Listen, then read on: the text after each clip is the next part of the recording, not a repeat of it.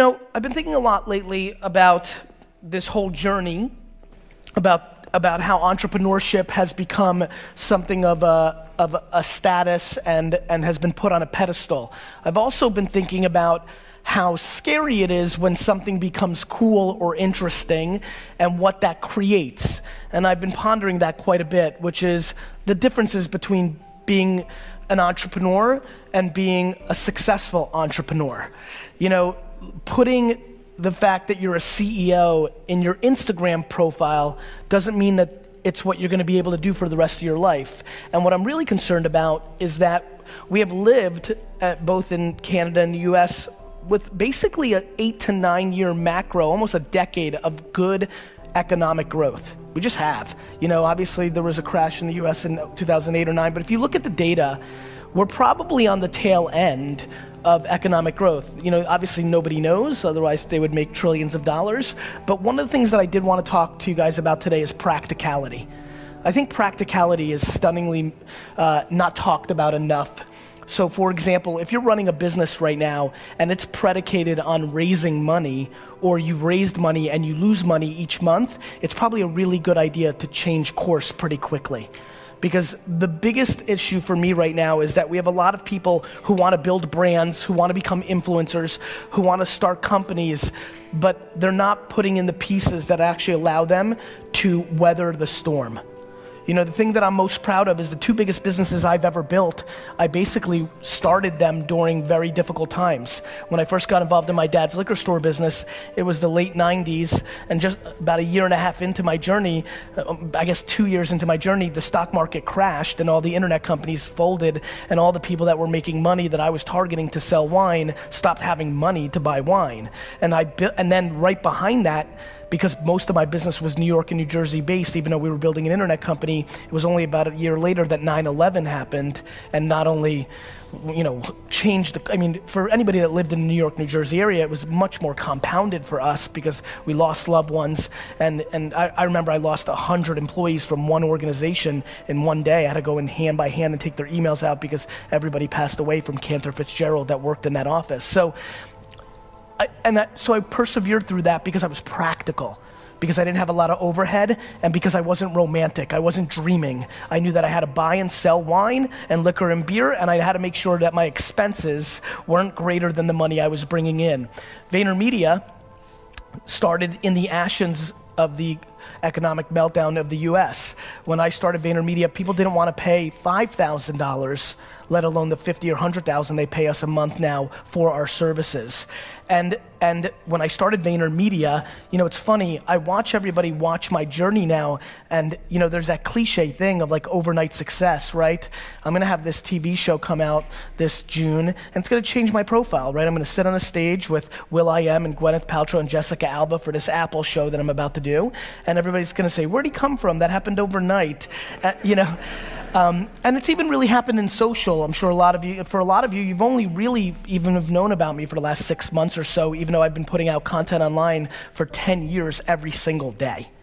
And so the thing that I've been really thinking about is practicality. Like VaynerMedia, even though I had already built a nice sized business, it wasn't like I was extracting a lot of money out of Wine Library. And so when AJ and I started VaynerMedia 7 years ago, we started it out of a company called Buddy Media's conference room. For the first 2 years that I ran VaynerMedia, we had no rent. We first worked out of a conference room.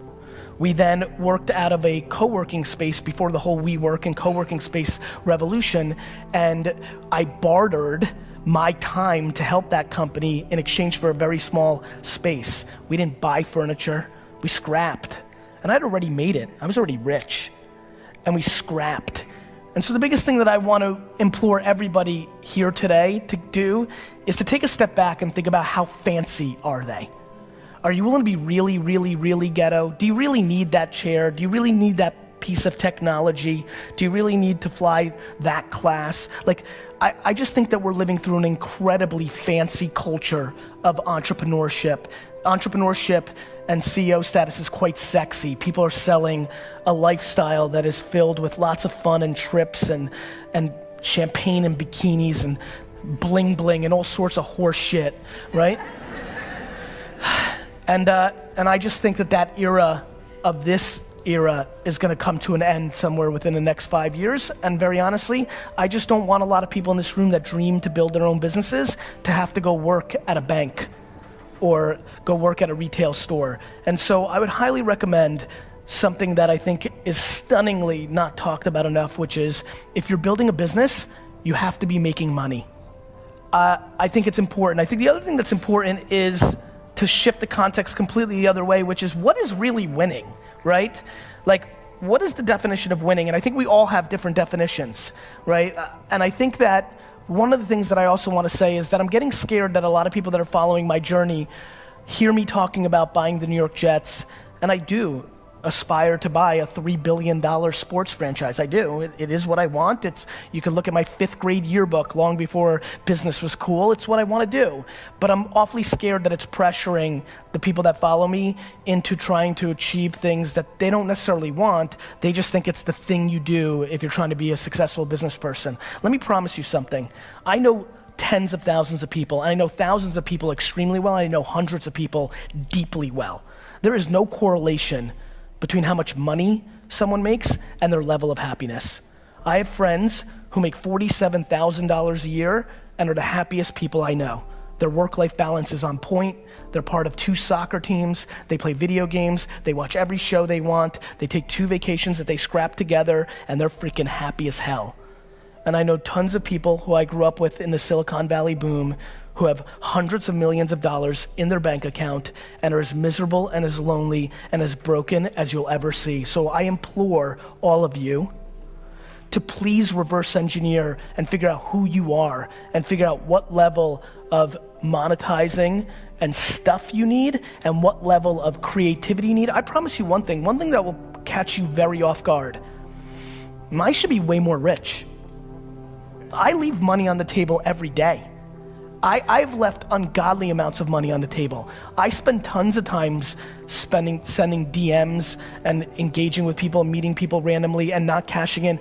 I actually believe the statement I'm about to make. I think that I love the journey and the game of entrepreneurship so much that I have subconsciously sabotaged my financial upside to make sure I can play this a little longer because I fear if the numbers keep getting too big, eventually it will take the fun out of it. When you are lucky enough, like I am, to actually do something that you love so much, do something that puts pressure against the one thing you care about besides it, which is the time I spend with my family. My family is my whole life.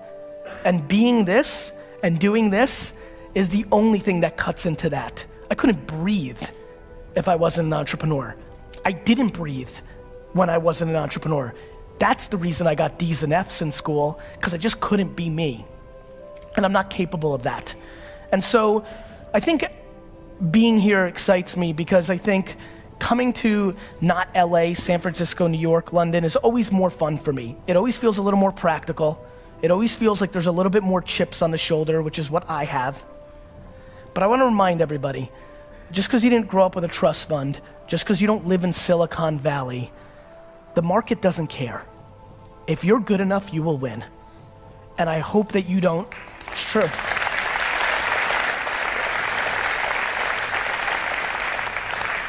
And if you sit around and ponder, well, if I didn't live here, or if my mom wasn't an alcoholic, or if I just learned about this earlier, or if I'd been following this person earlier, or if I wasn't born a woman, or if I wasn't born a minority, if you sit and do that, you are losing.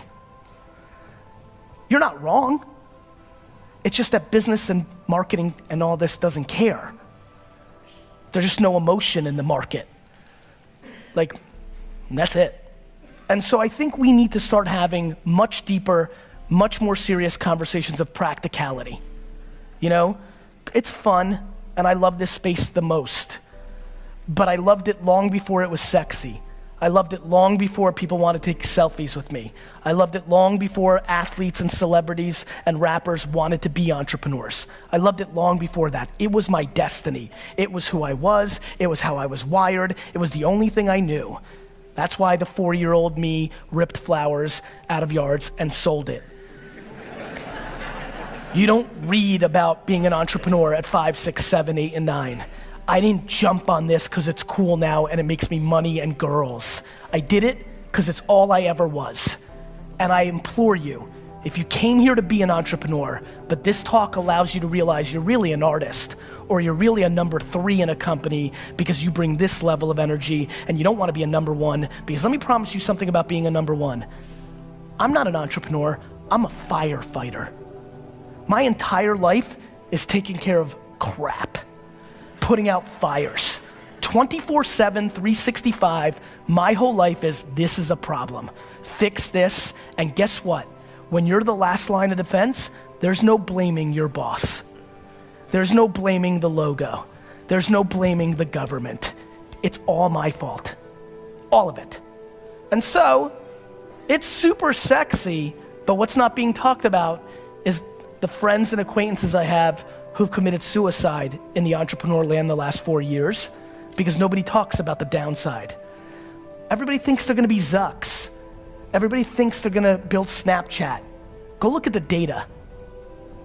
The data shows that the far majority of this room will not succeed, not even close to building an actual business. And I don't come here to be somber.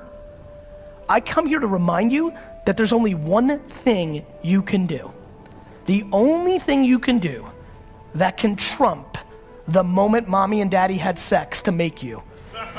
The only thing that can trump that, the only thing that can trump your DNA, the only thing that is controllable, if you want it, if you want this, is work. And by the way, I don't know if you guys have noticed, I've stopped even, and it's funny given the name of the conference, I've started using the word work more than the word hustle, just because I want everybody to understand what we're really talking about here. If you've got a big mouth, and a lot of you do here, search the hashtag, and a lot of you say CEO, founder, owner. I call that big mouth. If you've got the audacity to do it, and so many of you have heard this from me, when I audit you, and I do, because I'm curious, it's how I learn. People talk a big game. I especially love when somebody hits me up on social like, Gary V, you're gonna buy the Jets, I'm gonna buy the Rams, you know? You know, everybody is buying a sports team.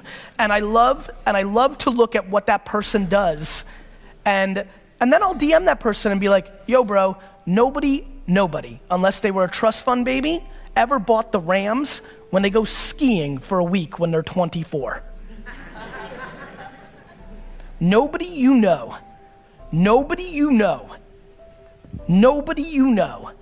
has become successful outside of it being given to them from their family.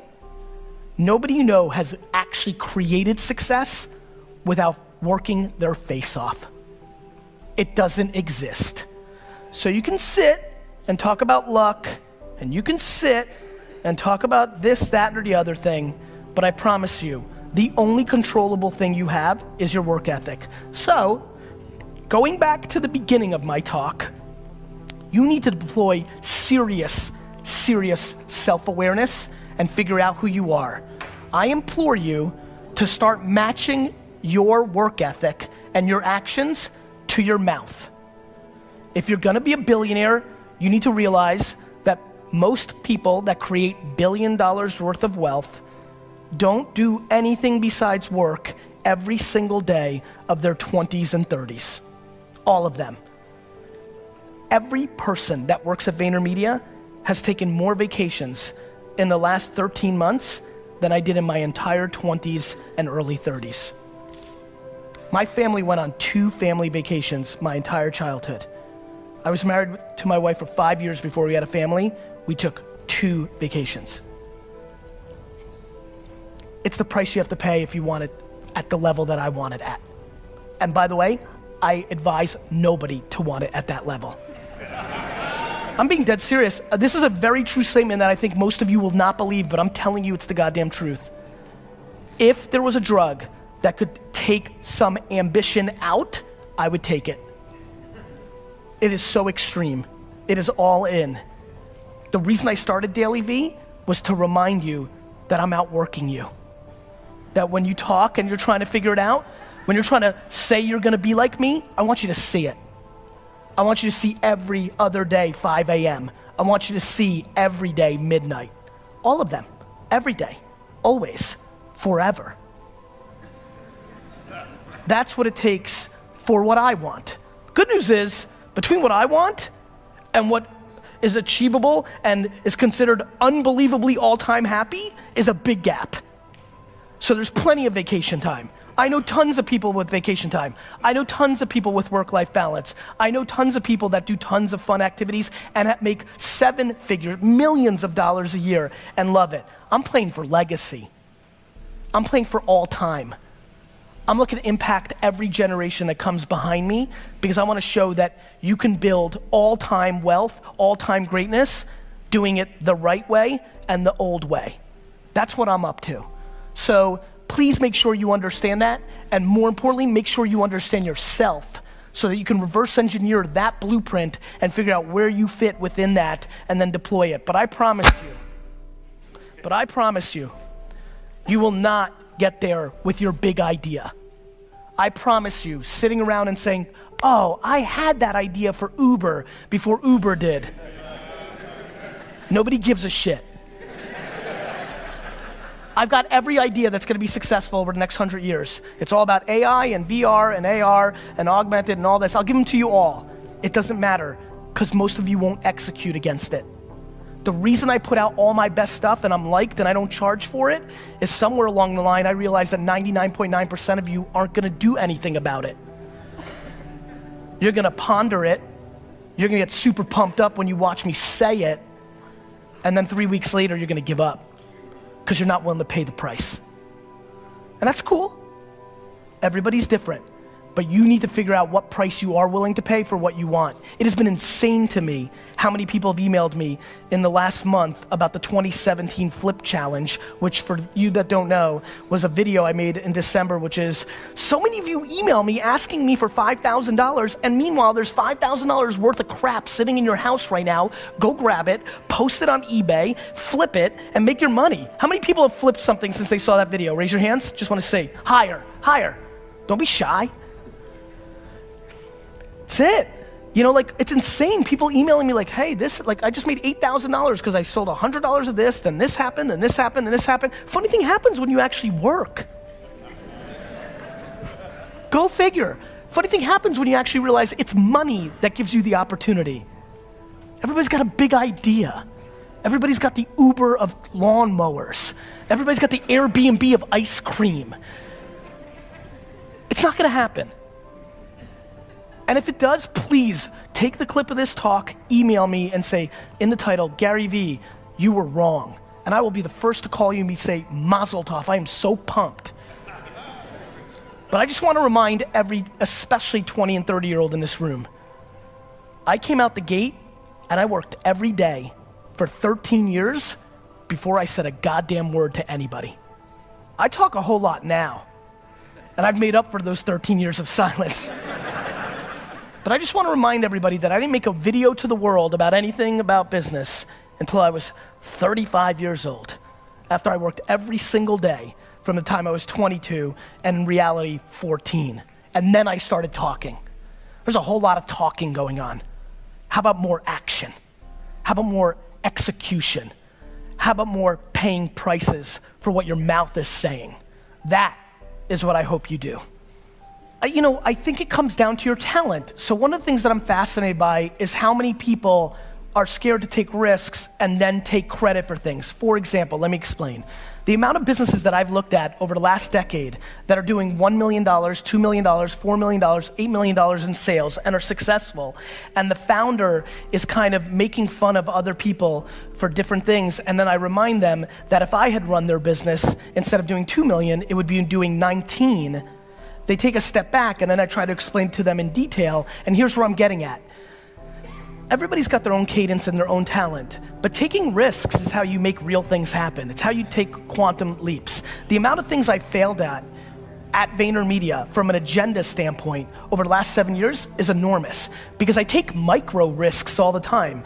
Risks that if they go to zero, which is how I think about them, will not put me out of business. But risks, for example, took a lot of risks last year. Last year we did $100 million in revenue. The year before we did 67. We made the same amount of money in both years. Risks. Lost $33 million of profit against that gross, probably left $6-7 million in profit on the table because I took risks. The good news is one of those risks is probably gonna make me 50 more in revenue in 3 years. So I think risks are imperative, and I wanna remind the people here who are conservative, that's great. And if you're at the number that you wanna be at, great. The one thing I would say is the biggest fear I have for people that don't take risks is that your competitors might, and then you're in trouble. So a lot of people think it's insular, but it's not. I'm about to teach you more about selling and marketing right this second than anything you'll learn in any school ever. Thank you. Tell me. When you give with expectation in return, you lose. VR is the only platform that exists that I know of that has the potential to arbitrage out the internet itself, right? So like if you really think about it, super VR'd out. He's a VR guy, yeah, definitely. Well, he's right, but here's where some of the VR friends that I have aren't as happy with me. I just think it's a good 15 to 25 years away because it's massive consumer behavior. It reminds me so much of the internet 92, right? We're still in 2017, right? We're talking about 25 years later and still only 30%, 15% of stuff is bought online. But when you think about what VR actually is, which is you put at scale, you put contact lenses in your eyes and you live. You're just living. And it's really no different than the way you're living through your phone right now. Think about how much you go to your phone and how much you watch other people go to their phone. We're living already in VR. It's called this. It gets crazy different when you put it over your eyes and it all feels that way. And so the stuff I've been playing with is so intense.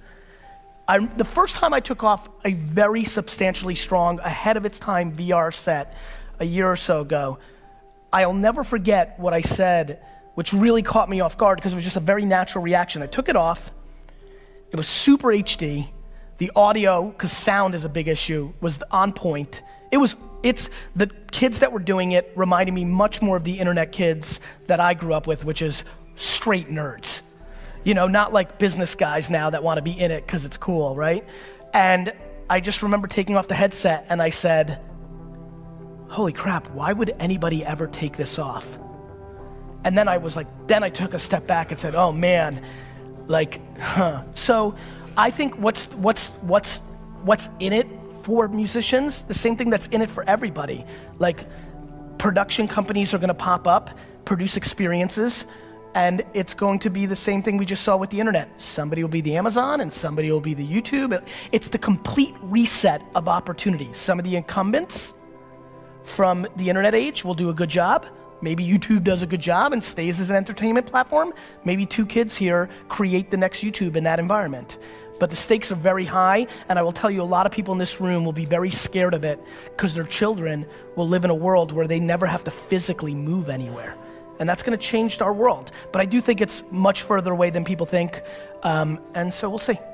Awesome. Cool. Yeah, and hopefully there'll be some VR that helps people move, right? You can run like you're running the Boston Marathon in Chicago. But I think we as humans always worry about that stuff. Like everyone's talking about exercise and fat, we're healthier than ever.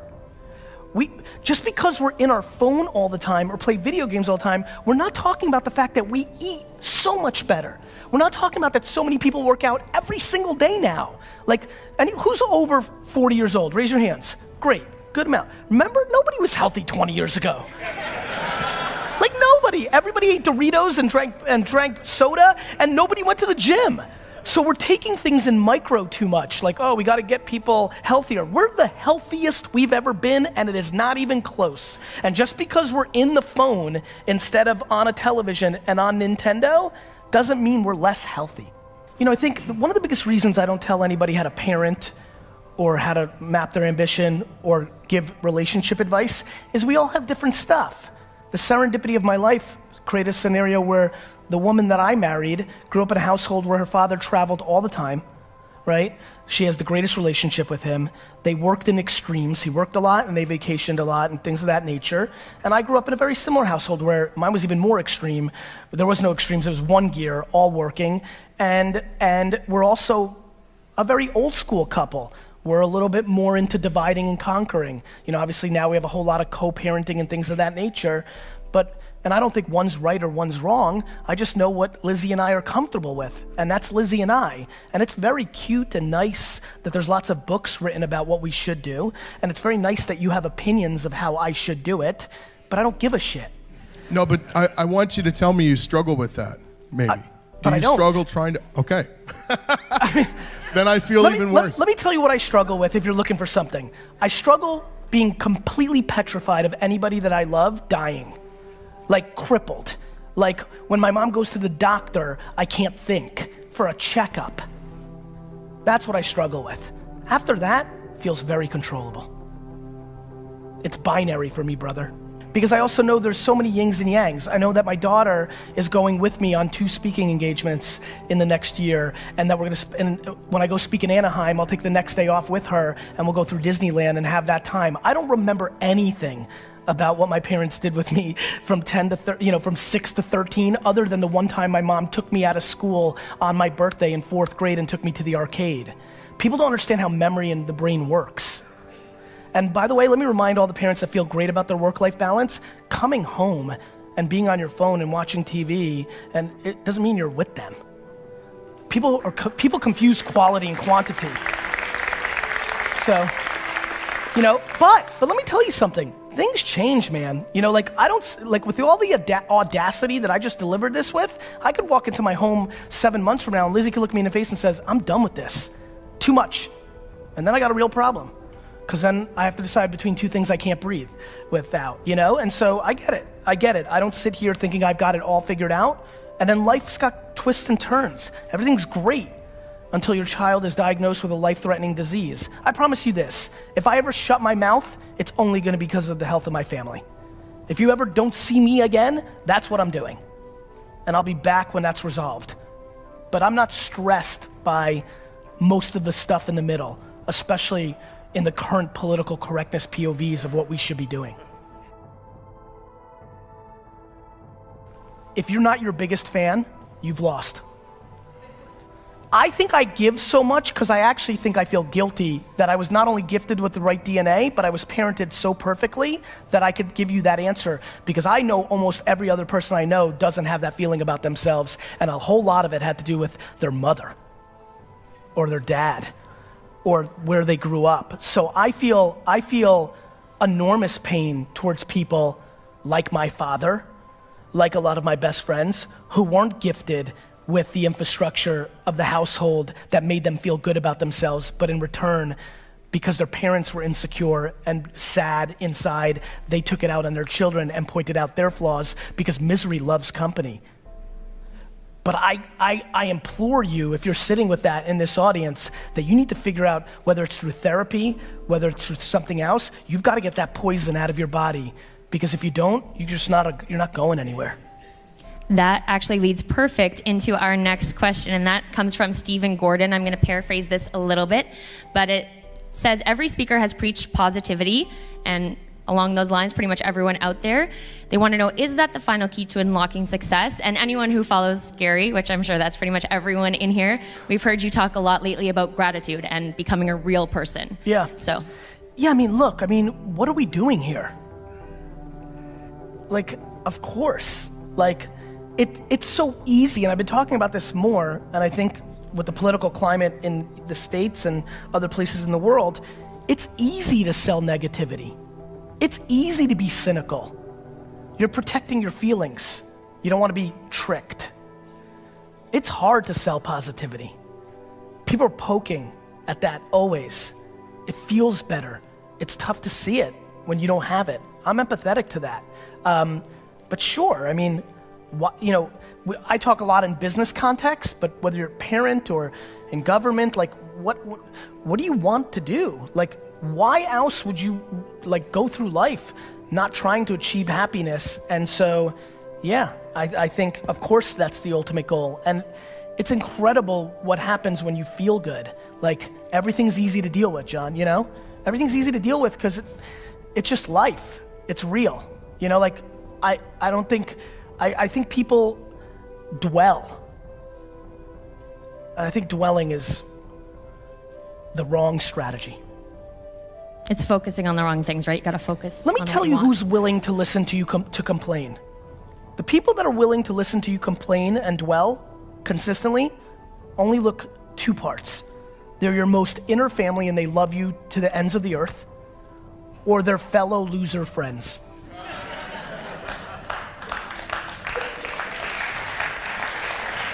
Okay, awesome. Let's go over to, let's give some love to the sides over here. Let's get a audience question. Over here somewhere? She's a righty. Hey. Hi, Gary. I know you tell us in your videos, go in all in on your strengths, all chips in on your strengths, don't focus on your weaknesses. What have you seen, though, from students at VaynerMedia, students with internships? What are their weaknesses or what's missing from those students and from those people that are asking for that experience from you? Not so that I can work on it, but just so that I know what people like you value and what you need. I think everybody has different strengths and weaknesses. I break things up into Anaheim. I'll take the next day off with her and we'll go through Disneyland and have that time. I don't remember anything about what my parents did with me from 6 to 13, other than the one time my mom took me out of school on my birthday in 4th grade and took me to the arcade. People don't understand how memory and the brain works. And by the way, let me remind all the parents that feel great about their work-life balance, coming home and being on your phone and watching TV, and it doesn't mean you're with them. People confuse quality and quantity. So, but let me tell you something. Things change, man. With all the audacity that I just delivered this with, I could walk into my home 7 months from now and Lizzie could look me in the face and says, I'm done with this. Too much. And then I got a real problem. Because then I have to decide between two things I can't breathe without, And so I get it. I don't sit here thinking I've got it all figured out. And then life's got twists and turns. Everything's great until your child is diagnosed with a life-threatening disease. I promise you this, if I ever shut my mouth, it's only gonna be because of the health of my family. If you ever don't see me again, that's what I'm doing. And I'll be back when that's resolved. But I'm not stressed by most of the stuff in the middle, especially in the current political correctness POVs of what we should be doing. If you're not your biggest fan, you've lost.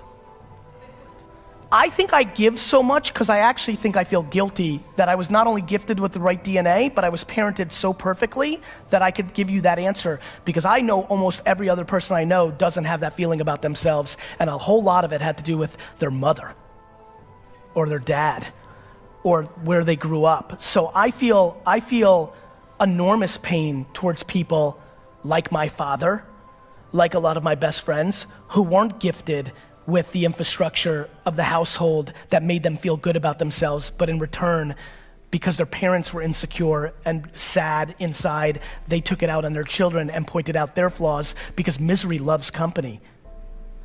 But I implore you, if you're sitting with that in this audience, that you need to figure out, whether it's through therapy, whether it's through something else, you've got to get that poison out of your body. Because if you don't, you're not going anywhere. That actually leads perfect into our next question, and that comes from Stephen Gordon. I'm going to paraphrase this a little bit, but it says, every speaker has preached positivity, and along those lines, pretty much everyone out there, they want to know, is that the final key to unlocking success? And anyone who follows Gary, which I'm sure that's pretty much everyone in here, we've heard you talk a lot lately about gratitude and becoming a real person. Yeah. So. Yeah, what are we doing here?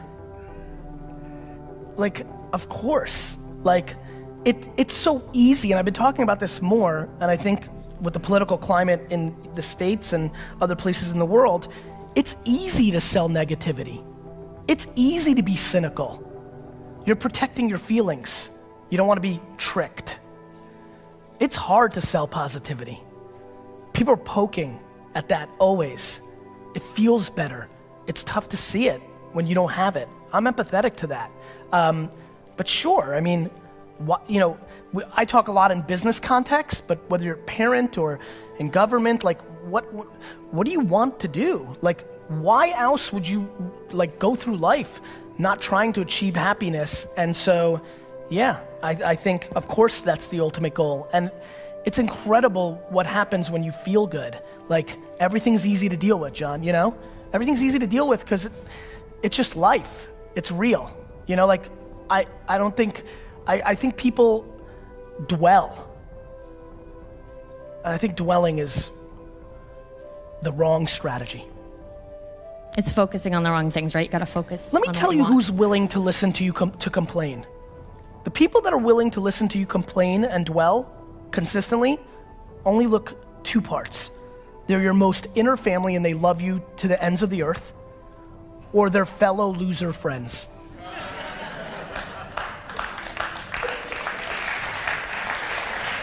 Okay, awesome. Let's go over to, let's give some love to the sides over here. Let's get a audience question. Over here somewhere? She's a righty. Hey. Hi, Gary. I know you tell us in your videos, go in all in on your strengths, all chips in on your strengths, don't focus on your weaknesses. What have you seen though from students at VaynerMedia, students with internships? What are their weaknesses or what's missing from those students and from those people that are asking for that experience from you? Not so that I can work on it, but just so that I know what people like you value and what you need. I think everybody has different strengths and weaknesses. I break things up into black and white and gray, EQ and IQ. I think those are the two pillars that I kind of look at when I look at somebody. And some people have hard skills out their ass, right? They can do everything, but they don't know how to interact with the other boys and girls, and that ultimately tumbles them, right? So the reason I started talking about something called the honey empire is that's what I want everybody at Vayner to know. In the beginning, I valued honey more. That's why I call it honey empire. So if you were a good person, and you could get along with everybody else, you worked at Vayner for quite a while, because that was what I valued. We're now 7. We're now bigger. You know, if you've raised a child, you know things change. You expect more as they get older. And so I expect more of the organization. So we went through a tough patch over the last 6 months where I had to let go of certain people because I deemed that they didn't have the hard skills, the actual intellect, the actual ability, the output, crossing T's, dotting I's, black and white stuff, the math skills, the email copy skills to have a client, you know, the strategy skills to come up with an idea that mattered.